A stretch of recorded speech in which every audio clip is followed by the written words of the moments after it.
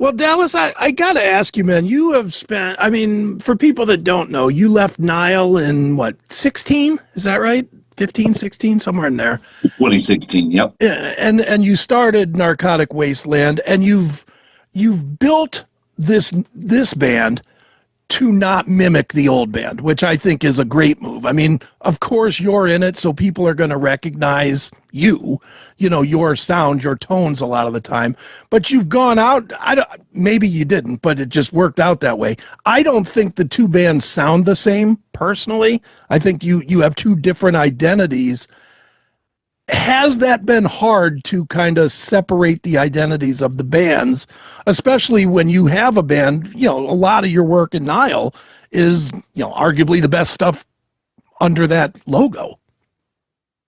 Oh, well, thank you. And actually, when I started Narcotic Wasteland, it was actually going to be kind of just like a little project to release.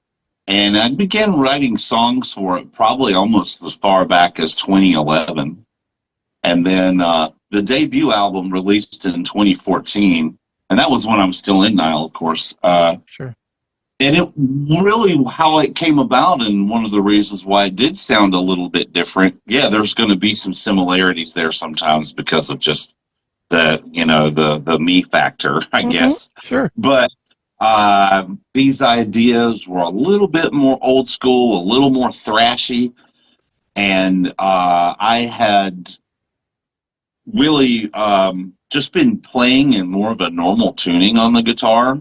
So there's the two really big differences between the two bands there. One of it being that, Narcotic Wasteland, a lot of the songs are mostly like just a half step off of standard tuning. Sure. Or a full step at most. So I was either between a half step down or a full step down.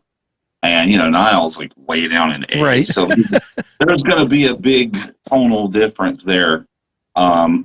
And then, like I said, it's a little bit more thrashy, so there's less of the Egyptian scale kind of thing going on.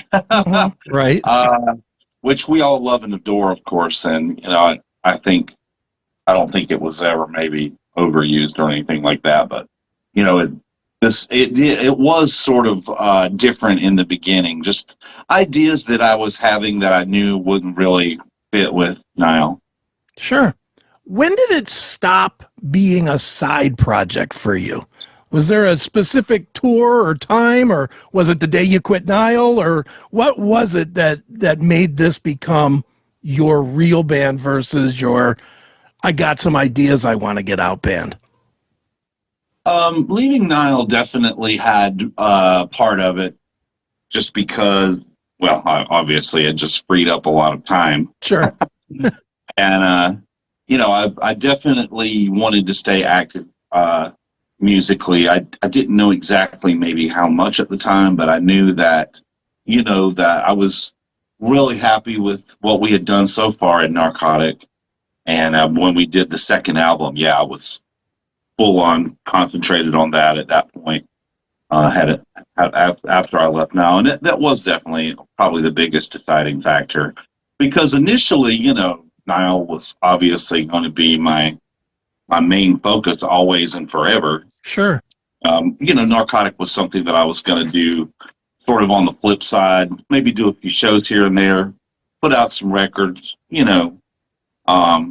just to stay active too, and to do something different musically, because I don't know, I'm a pretty busy guy. I mean, sometimes I can lay around and play video games, but for the most part, I'm a pretty busy guy. Sure. My wife can attest to that. Right on.